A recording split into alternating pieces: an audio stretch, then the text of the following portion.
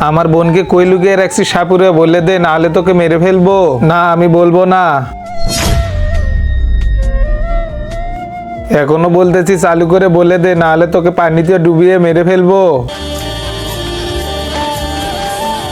তুমি আমাকে মেরে ফেলো, তারপরেও আমি বলবো না। তুই কি পাগল হয়ে গেছিস সাপুরে? মিথ্যে কথা একটা বলে দে, তারপর যখন আজান হবে তারপর এখান থেকে পালিয়ে যাবি। আচ্ছা ঠিক আছে, তুমি যা বলবে আমি তাই করব।